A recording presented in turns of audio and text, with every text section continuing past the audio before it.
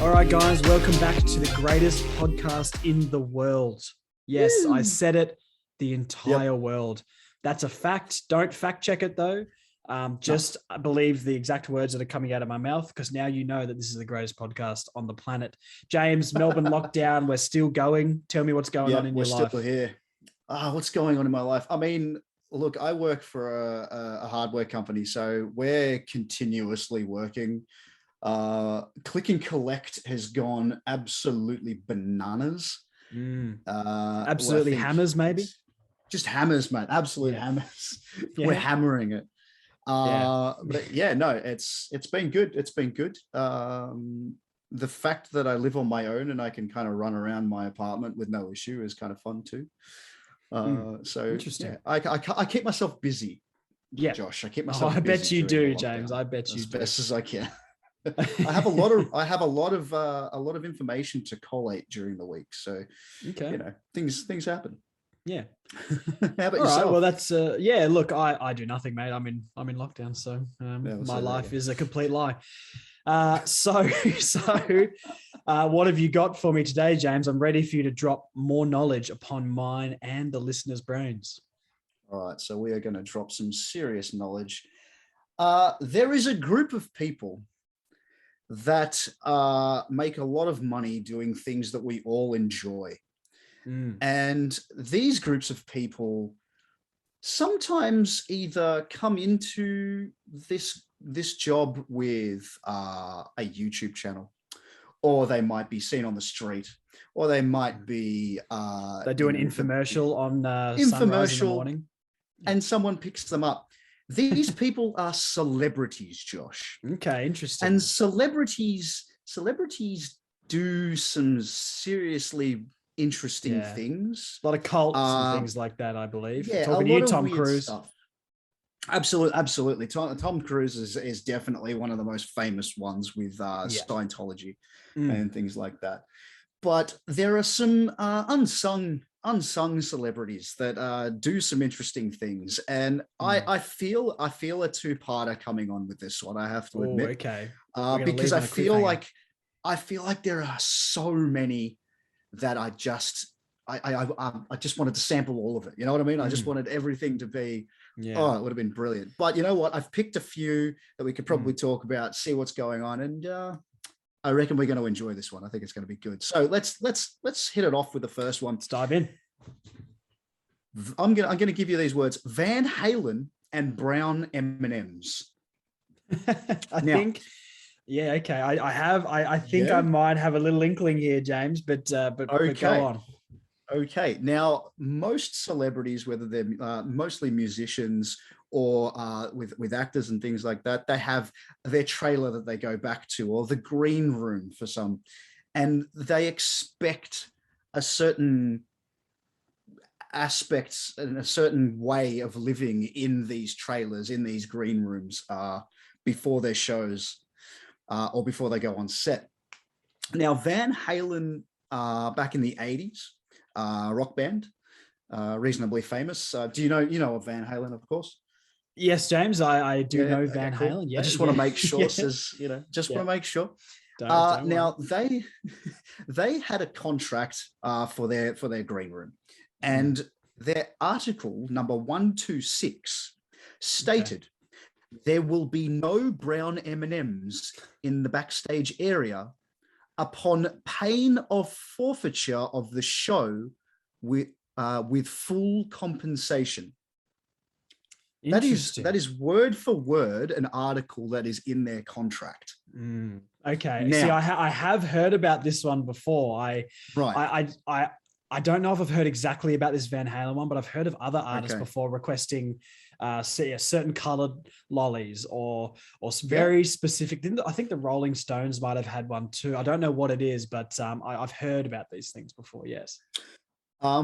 There's been a lot of them. Like, I know that Beyonce expected titanium straws and her room to be exactly, obviously there's Americans, so 78 degrees Fahrenheit exactly. So it had to be exact. And then you had there's some really ridiculous ones. I think like Eminem expected a koi pond in his backstage area. I don't know, something ridiculous things. Which is like so that. strange because they're just the dumbest fish. Like from all the fish you could want, like why would you want any of those? And I guess at what point does it become, it's funny, but then it's just annoying? Because who are the people who probably get paid $30K a year to go out and do all this stuff for people who get millions of dollars and are just doing it to be funny? Exactly right. I think, okay, I'll give you, so before I continue on with the Van Halen one, there are two that got this, a top three. But the first, like number three was probably, you had Mariah Carey expected someone to actually, she was going to hire someone specifically to throw out her gum, like her chewing gum. Well, they do say not to swallow the gum, James. It's bad for digestion. Right. That's exactly right. He was just thinking about it both. Yeah. So number two was Kanye West expected a slushy machine that that was cola and Hennessy. Interesting. Yeah. And number one was the brown M&Ms by Van Halen. So the reason they did it, so it was for years. It was for years in their contract. Because they had this massive, this idea. Everybody thought that they were maniacal, ridiculous people of the rock and roll lifestyle, sex, drugs, and rock and roll style thing. Yeah, bigger than God. I think a few of them said once. I think so. But David Lee Roth, who was the original frontman for Van Halen, said in a book that, because there were so many tons of like stage equipment and high-powered electronics and this, pyrotechnics and large crowds, a lot of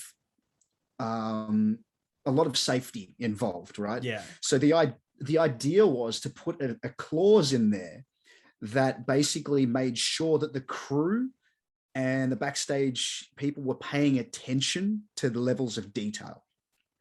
Yeah, okay. So what they said, the humble brown M&M was a warning signal to see if the stage hands had been switched on. Yeah, if they were worthy of being the Van Halen's crew. Yeah, okay, a little test.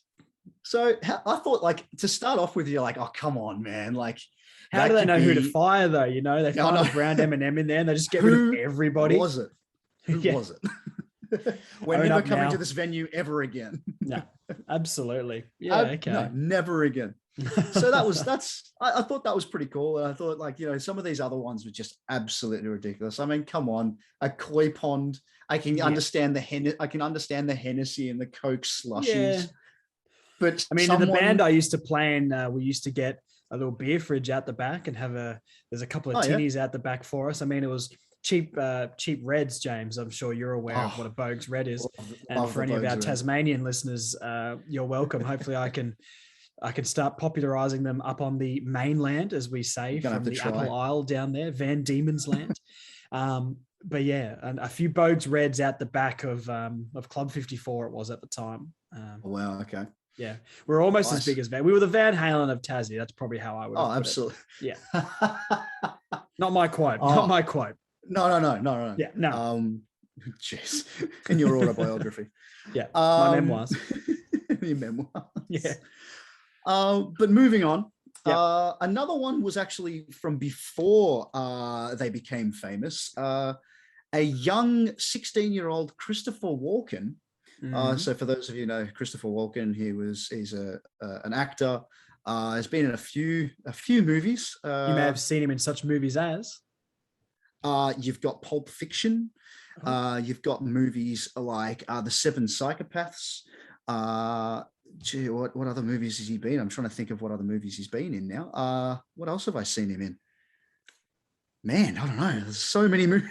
Anyway, famous actor. Has a very interesting accent to the way he speaks. Can you give us a rendition? I can't do it. That started going. Just do it, James. Just send it. The way that he speaks is, and then it starts going like somebody else. It's very hard. Okay. Anyway, it's like my French accent. It wasn't great for when I did the French accent. Oh, look, it did the job it needed to do. Or the Russian, I can do a Russian accent sometimes. But anyway, going off topic. Now, Christopher Walken, at the age of 16, had a numerous amount of different jobs and things that he used to do to get by. But my favorite job that he did was he was a lion tamer. He worked at a local circus and was a lion tamer. A lion tamer. What sort of waivers do you have to sign to let a 16-year-old be a lion tamer? Like, it's just this day and age, right? And especially, for those who don't know, which a lot of people do not, the same Hammer Corporation James is employed by, I may also frequent. And I know the OHS standards in there frustrate me daily. What kind of generation are we talking about here where you let a 16-year-old be a lion tamer, but I can't even step on a pallet to get a paint can off the top shelf, I mean, look, it's so I hope that he was using, like the chair and the whip to try and get them back into the. I assume it's the exact scene from Indiana Jones where he's going through the train and he falls into the lion cage and he gets the whip. I think it might have been. Yeah. I think was that Christopher Walken? No, that wasn't. It had to have been. It might have been a very young Christopher Walken. Pushing away a lion named Sheba, that sort of thing. No. He ate snakes too. Yeah, absolutely. It's like, whereas his dad hated rats. He hated rats. I think his dad hated rats and he hated snakes. Yeah, that's what. But they loved blonde European women, both of them. They did. You're absolutely right. Yeah. We're going to have to do one specifically about Indiana Jones. Blonde Europeans. Yeah. Yeah, absolutely. Oh, sorry, Indiana Jones. Okay, sorry. Indiana Jones. Yeah. Yeah. There's also been some celebrities that have spent ridiculous amounts of money on dumb things. Now, to us, to me, I would think that that's pretty dumb. This particular thing's pretty dumb. I'm skeptical. I'm a skeptic, Josh. Yeah. But and I'll read as to why, and you'll understand very quickly. But Lady Gaga. Oh. Yeah. Here we go. Lady Gaga was haunted by a male ghost. Now, this is back in like 2010. Hang on, James. Hang on. What do you mean she's haunted by a ghost? Like, does she just claim that she was haunted by a ghost? And everyone was like, oh, it's Lady Gaga. I better not tell her that, that might just be part of her imagination. Like, I just don't think you can actually claim that. So, and why is everyone believing that? Just because she's famous, James. That's why. A bunch of yes men around her. Too many yes men. Like, apparently she's been this particular ghost called Ryan.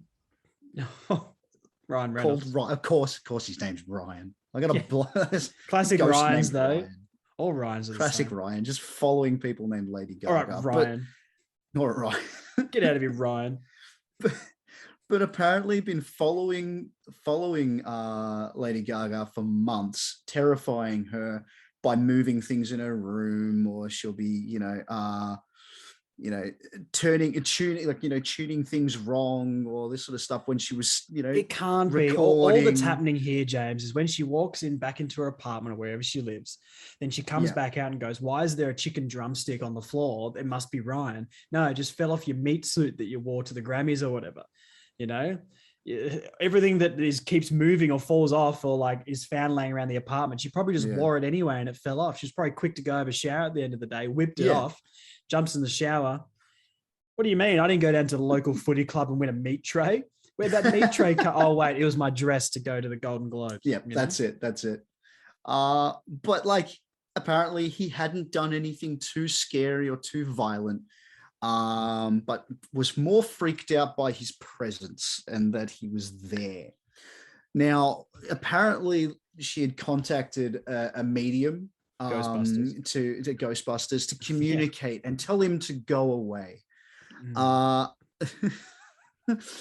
so what she did, she actually, when she was doing a show in Ireland in Belfast. She actually gathered all her friends together to find out what he wanted.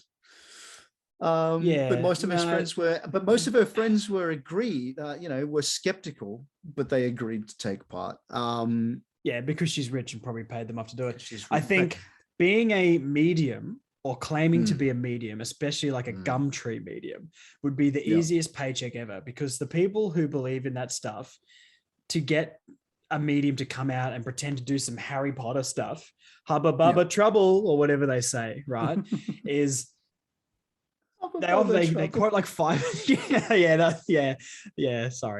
They just quote like $500 to come out and wave some sticks that are on fire around and throw some sand at the wall or something, and being like, oh, there's some real energy here. Is this Ghost of Taurus too? Like, I could really feel some crystal connection energy. And then you give them like $500 and they're like, yeah, it's gone. They're like, is it gone now? Yeah, it's gone. Just give me the cash so I can head off. And is that the easiest paycheck in history? Maybe. I mean, look, I'm not against it. I'm not saying anything like that. I'm not against it, mate. I'm just saying, you are totally, I am skeptical. Yeah. But I'm also here's the thing. I'm skeptical, but also incredibly curious. Like, if I'm more than happy for someone to talk me through like my tarot cards or tell me something about it. I find it I'm very intrigued by it because I want to know more. But I'm very much like oh no, wait, wrong chick. Don't worry. I was getting Kesha and Lady Gaga mixed up. I was going to say, like her friend Mr. Worldwide, you're a man of knowledge, but I'm a man of knowledge. Sorry, wrong 2010s pop star sensation. Yes. But before we continue on and go to a next one, she had recently, this is again going back to 2010, and I'm making sure that I've got it, but recently in 2010 spent thousands of dollars on like people like mediums and things like that, Ghostbusters, but also spent about $50,000 on a state-of-the-art electromagnetic field meter that detects specters. No. That was my favorite thing that I found. That was my favorite thing. I've seen videos like this on YouTube before, and that you'll get people. There's a comedian, Isaac Butterfield, right? He does a few and I'm a fan of Isaac, so this isn't in no way a diss on his part. And he's in the back of this car in one of them on some strip of road that apparently had some haunted dude riding a horse or something. I don't know. Anyway, they're in the back of a car where this person was seen riding a horse. And it's just a box, right, with a little flicky arrow, and it's going, and it starts going mental, right? And they're like, oh, it must be near.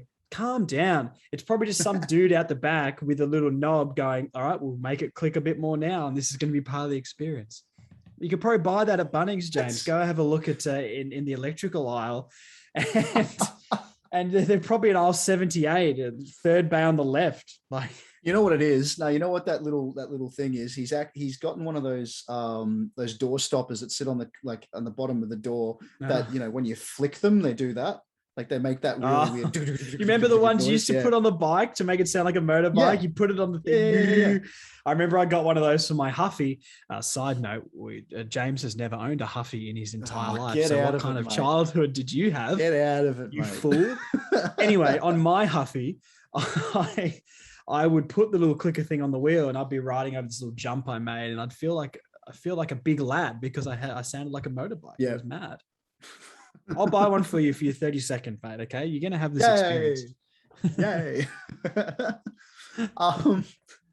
Anyway, more celebrities. That was a big side tangent. More celebrities. So again, with big money. Okay, we're talking big money, and weird things that people do. Now, This kind of goes back to childhood for me. Like this made me pretty happy that people were actually doing this, and I wish I had the money to do this. But there are two particular celebrities that collect some seriously interesting things, and Leonardo DiCaprio is one of these celebrities.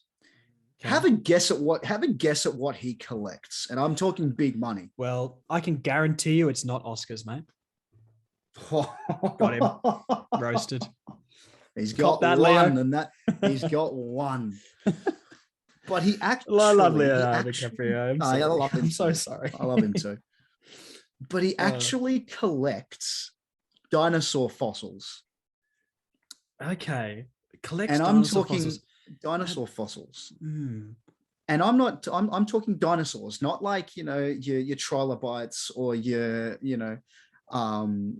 fish or anything like that people find in stone. The actual no. I'm talking bones. Thing. I'm talking fair dinkum, actual dinosaur. Well, I think we've just found the only person whose favorite character was Ross in Friends too. Yeah. Yeah. This has been said before. Yep. Sorry, Leo. I feel so bad. He's a great actor. I just you handed him to me on a plate right now, mate. Come on. No, look, that's true. It's so true. But so Leonardo DiCaprio and Nicolas Cage. Nicolas Cage was the other celebrity. Had actually gone into a bidding war for a dinosaur bone that was found in Mongolia. Now, it's ridiculous amount of money. It was about $500,000 for this particular skull, right? And then it ended like that was how much they were going for. It later went, and I looked it up. Later went for $35 million. A skull? At an auction. Oh, well, I tell you what, James, that must have been Nicolas Cage's national treasure for him to spend that much on it. Oh. I'm feeling it, James. Was it 10%? Oh, no. Oh, I'm on fire. Carry on. You are. You're very good. You are very good. You're very good. Now, this is my contribution to the podcast. I could do stuff too, guys. The one-liners. See, now, here's the thing, Josh. Yeah. If these people knew me outside of this podcast, they would know that my repertoire is dad joke after dad joke after dad joke. That's correct. I am focusing way too hard on the information, and I just bypass all the good ones, and somehow you pick them all up. It's like it's perfect. Someone's got to be sipping at the world's best dad mug right now, James. And if it can't be you, it's going to be me. You're right. Absolutely right. I'm not afraid to buy a pair of New Balances, mate. All right, I'm not afraid. Perfection. Yeah, but Leonardo DiCaprio has apparently stopped and checked out a Allosaurus skull, which is like a smaller version of the T-Rex, which also went for about $2.5 million. I mean, that's about $50 for him, though, I'd assume. So huge. Might have just been walking past the auction, and they were, maybe he bought one of those storage rooms they do on Storage Wars, or those American shows on 7 Mates. And then Nicolas Cage and Leonardo DiCaprio just show up at one of these things and bid for a random room. Brilliant. Absolutely brilliant. And lastly, this is a nice one. This is also comes a little closer to home because of it's about our love, our ebony goddess, Beyonce. She is incredible, lovely lady. Superstar. Yeah, absolutely. Don't talk about it like you know her personally, James. don't talk like this, mate. All right, people. Just because not everyone listening to this knows you personally, no one believes you know Beyonce. All right, so you stop right there, young man. Okay, or there's no dinner for you. All right. Oh, I was going to get a 25-piece bucket of chicken. Well, ask your mother because okay. I'm not saying yes. No, sorry, Dad. It's all right. It's fine. Anyway, Beyonce hasn't bought anything crazy. She does like titanium straws that are in her. But in 2012, Northern Queensland Australians discovered a new species of horsefly. Horsefly? A horsefly. Okay. And they named it after Beyonce. Why? They named it Scaptia Beyonce. Just what? But okay. So one, no one likes flies, James. They're the most annoying thing. So why anyone would want to study it in the first place? Get in the bin.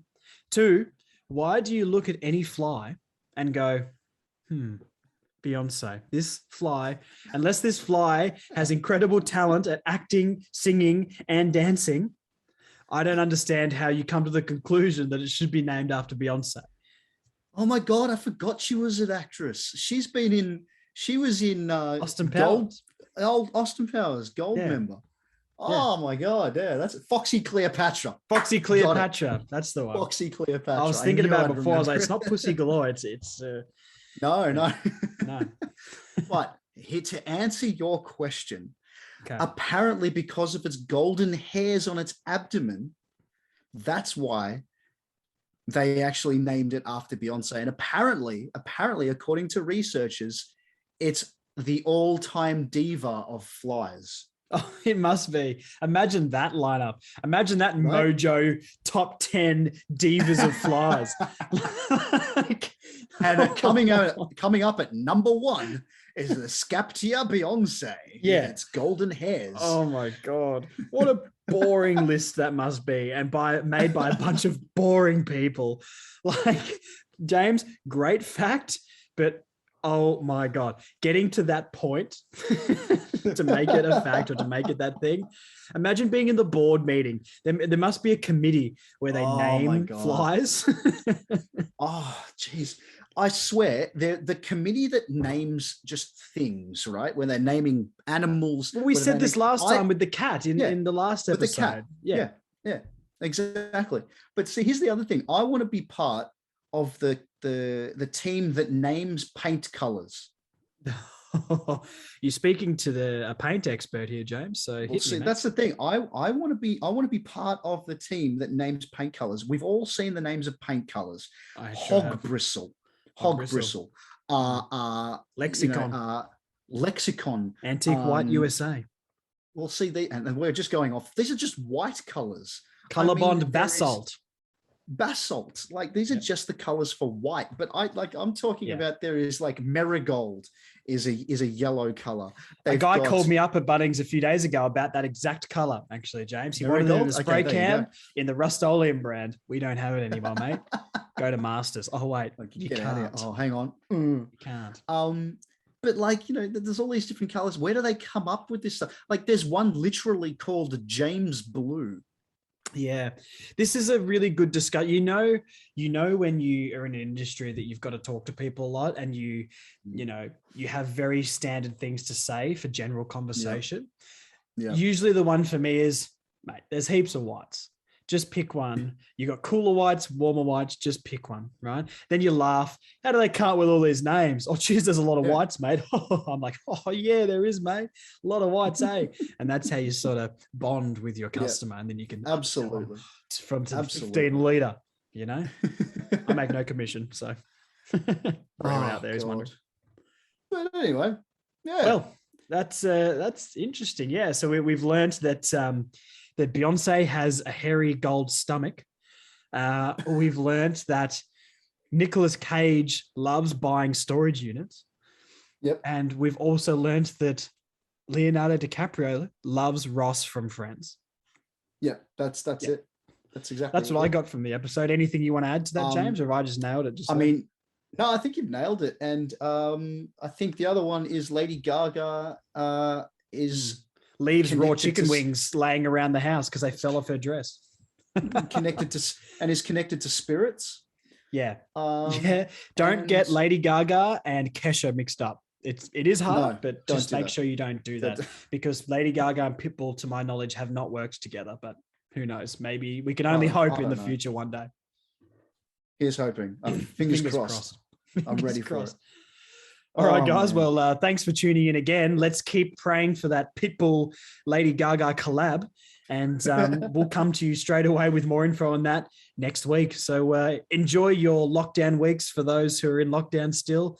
For those who are out, enjoy it, but don't tell me about it because I'll get sad. And we'll see you next week for more knowledge and more fun. No worries, guys. Catch you later. Okay, bye-bye.